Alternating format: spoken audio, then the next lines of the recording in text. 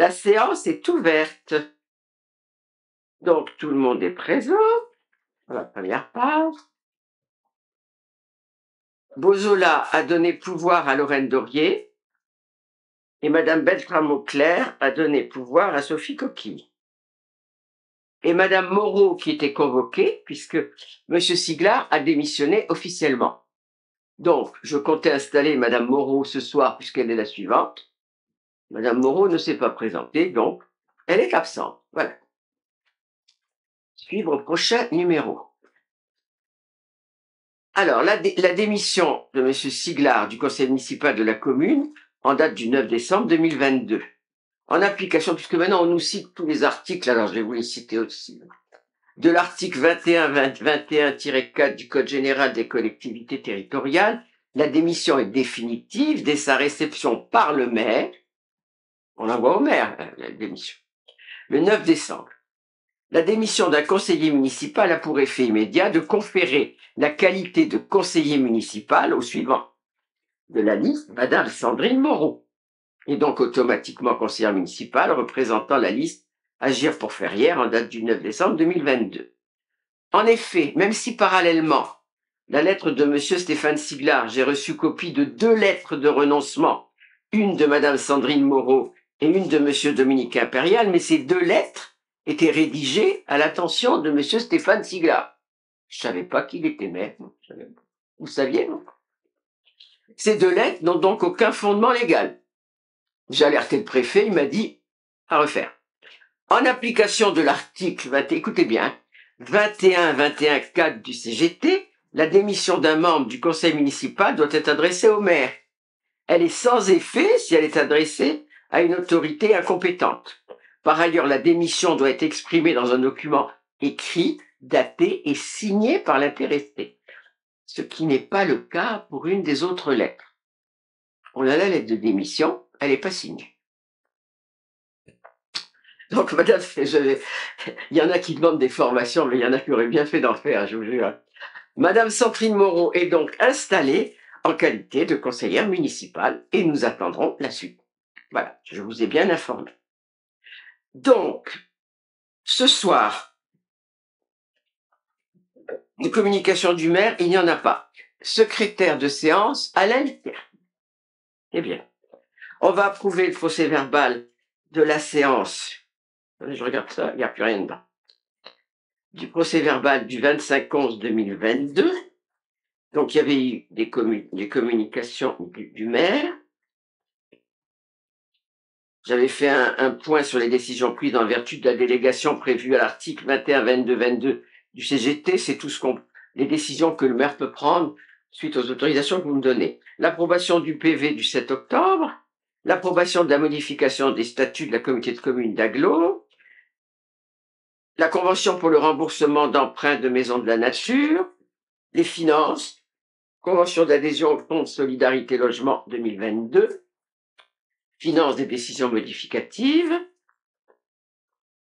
il y en avait beaucoup, finance la convention pour le remboursement des emprunts de la communauté de communes du Val-Briard, ressources humaines, protocole, organisation du télétravail, ça nous faisait beaucoup de travail, je ne sais pas si vous vous souvenez, scolaire et périscolaire, convention territoriale globale avec la caisse d'allocation familiale, et des questions diverses. Attendez, je regarde. Les questions orales. Voilà. Avez-vous des interrogations, des questions, des observations? Personne ne s'abstient, personne n'est contre? Merci. Premier point de l'ordre du jour, décision modificative. Je passe la parole à Jacques Delporte. Bonsoir à toutes et à tous. Donc l'objet de la délibération est relativement simple. Il y a eu un changement du taux de livret A, donc il y a lieu au chapitre 11 de retirer 200 € dans le chapitre charges à caractère général et d'incrémenter plus 200 € dans le chapitre 66 charges financières. Et donc l'objet des délibérations, c'est de voter cette décision modificative. Y a-t-il des remarques, des observations? Personne ne s'abstient, personne n'est contre? Merci. Admission en non-valeur. Je rappelle que régulièrement, le conseil municipal est appelé à se prononcer sur un montant d'admission en non-valeur. En effet, le comptable public trésorerie de Chelles nous a transmis un état des titres qu'il n'a pas pu recouvrir par divers moyens.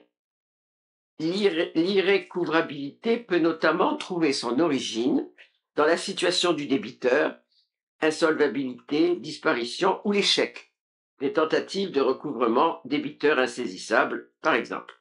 De nombreux titres n'ont pas été retenus. Les tentatives de recouvrement vont donc se poursuivre. Moi, je ne suis pas d'accord. Il y en a qui sont toujours là. Je ne suis pas d'accord. Donc, je ne les ai pas retenus. Néanmoins, il est proposé au conseil municipal d'admettre seulement 1222,47 € en non-valeur et en donner des charges au comptable public, dont les crédits sont inscrits au chapitre. Voilà. Je ne peux pas vous donner les noms, hein, mais je vais poursuivre quand même. Pour 1222, le reste, j'ai demandé à la trésorerie de réitérer leurs recherches, ces gens étant toujours présents sur la ville. Question? Personne s'abstient, personne n'est contre? Merci. Non, faut pas. Je sais bien que ça les arrange, mais moi, non. Alors, autorisation donnée au maire pour engager, liquider, mandater les dépenses d'investissement en 2023 avant le budget primitif. Conformément au Code général des collectivités territoriales en son article L 1612-1, dans le cas où le budget de la commune n'a pas été adopté avant le 1er janvier de l'exercice auquel il s'applique, le maire peut, sur autorisation du conseil, engager, liquider et mandater des dépenses d'investissement dans la limite du quart des crédits ouverts au budget de l'exercice précédent, non compris les crédits afférents au remboursement de la dette. Cette autorisation du conseil doit être précise quant au montant et à l'affectation de ces crédits. Il est précisé que cette autorisation ne signifie évidemment pas que les crédits concernés seront effectivement engagés. Afin d'assurer une continuité de fonctionnement des services, il est donc proposé au conseil municipal de bien vouloir autoriser le maire à engager, liquider et mandater les dépenses d'investissement. Vu le Code général des collectivités et notamment les articles 1612-1 et L 2121-29, vu l'article L 232-1 du Code des juridictions financières, considérant qu'il convient d'autoriser le maire à engager, liquider et mandater les dépenses d'investissement dans la limite du quart des crédits ouverts au budget de l'exercice précédent jusqu'à l'adoption du budget primitif 2023. Entendu mon exposé, est-ce que vous m'autorisez à cela? Vous avez des questions, des observations? C'est une délibération tout à fait courante qui se passe dans toutes les collectivités. Personne s'abstient, personne n'est contre? Merci. Alors, ça, je pense que le personnel va être content. Attribution du marché des chèques restaurants pour les agents de la commune.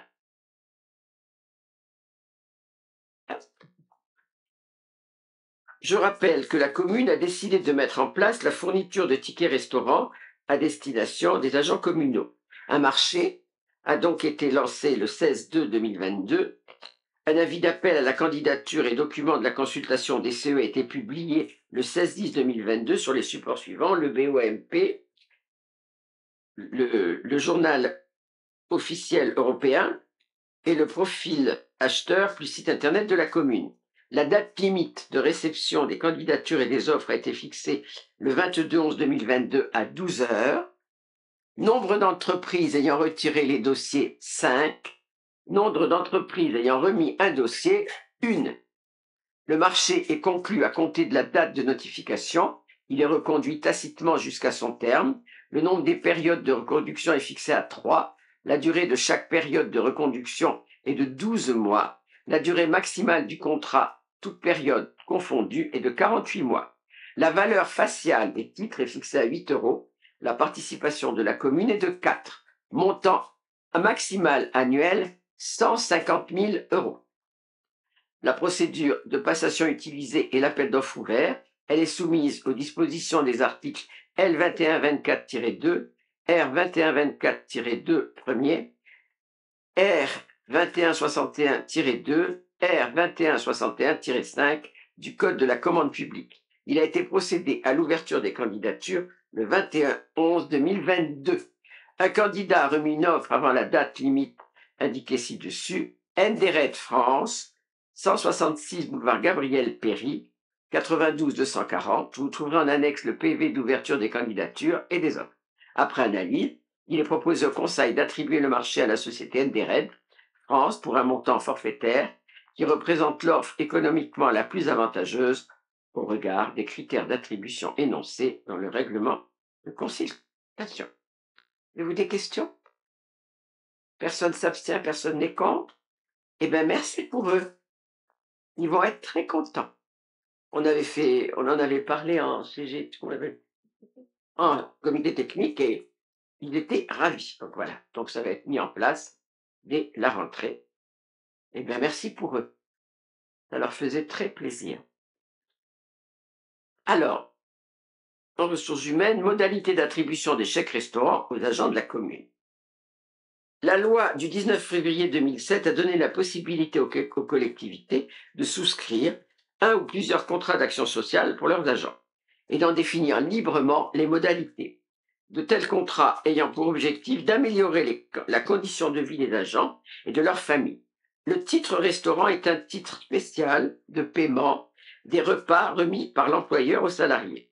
Le salarié ne peut utiliser les titres restaurants en sa possession que pour régler la consommation d'un repas de préparation alimentaire directement consommable de fruits et légumes. Ce titre peut être émis sur un support papier ou sous forme dématérialisée. Le titre restaurant étant considéré comme un avantage social, il est généralement admis qu'il doit être accordé sur une base égalitaire aux membres du personnel.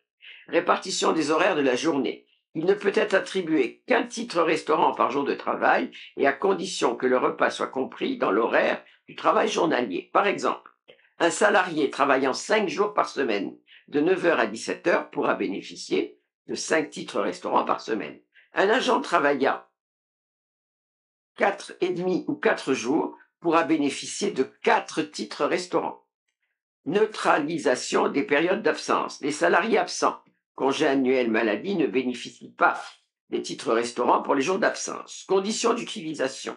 Les titres restaurants ne peuvent être utilisés que dans les restaurants et auprès des organismes ou entreprises assimilés, ainsi qu'auprès des détaillants en fruits et légumes. Ils permettent d'acquitter en tout ou partie le prix d'un repas.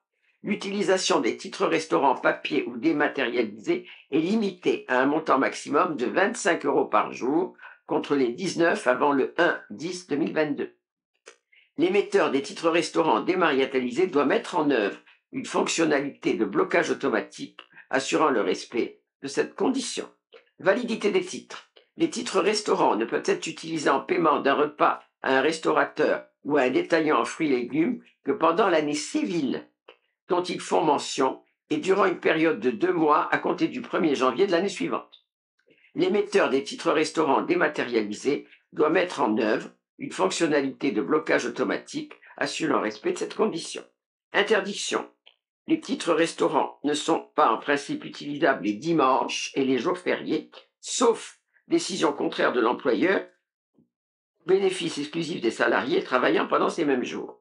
L'émetteur des titres restaurants dématérialisés doit mettre en œuvre une fonctionnalité de blocage automatique assurant le respect de cette condition.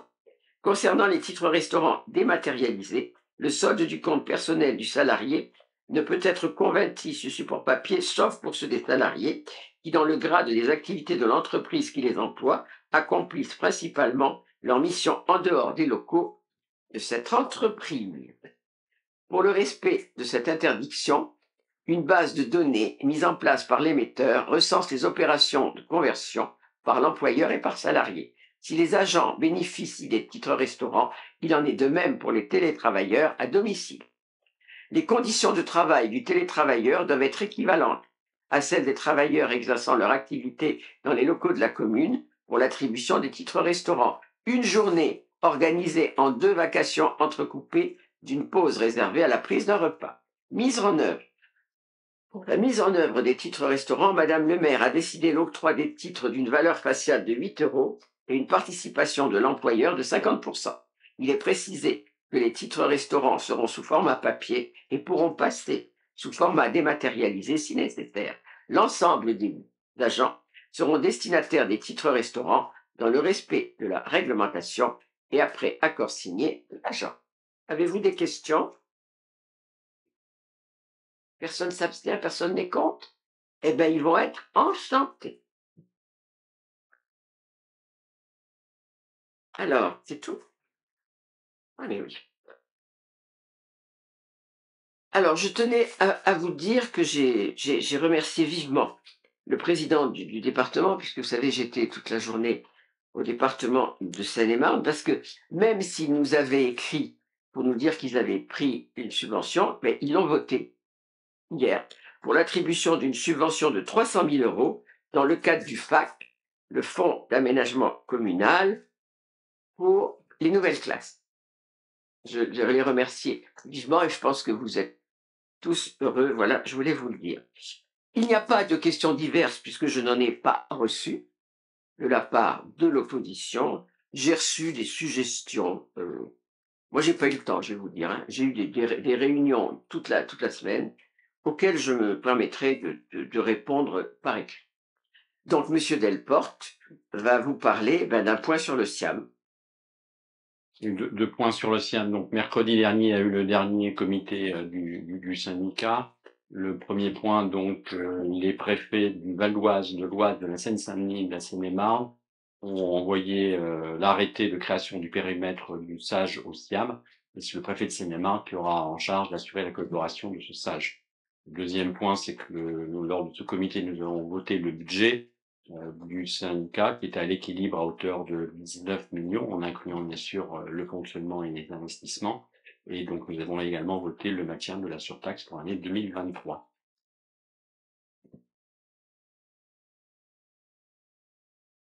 Vous avez des questions? C'est tout, Jacques? Écoutez, je vous avais dit que ça serait rapide, hein? Je suis ravi, je vais quand même vous souhaiter de passer des bonnes fêtes en famille. On vient de vivre des moments très douloureux avec des décès violents. Je pense que dans une telle période, on se doit, je vous le dis, d'être solidaire et de penser que le malheur qui arrive aux uns peut arriver aux autres. Moi, en tous les cas, c'est ce que je pense toujours. Alors, je vous souhaite passer de bonnes fêtes en famille. Faites-vous gâter, gâtez vos enfants. Protégez-vous bien parce que les virus sont quand même là. Et sachez que j'ai eu toute cette année beaucoup de plaisir à travailler avec vous. Je vous le dis, vous êtes une équipe formidable. Dès que j'ai besoin de vous, vous êtes là. Je vous aime tous. Même l'opposition, des fois, je la trouve pas à la hauteur d'une opposition constructive. Mais bon, j'ai beau leur dire, ils m'écoutent pas, alors je vais pas me lasser, ça sert à rien, hein, voilà. Mais je leur souhaite quand même de passer aussi de bonnes fêtes, et puis peut-être, que sais-je, qu'en 2022, ils deviendront très constructifs. En tous les cas, vous l'êtes. 2023, j'ai dit 2022. Ah, voyez comme je suis. Oh mon Dieu, il est secrétaire, c'est vrai.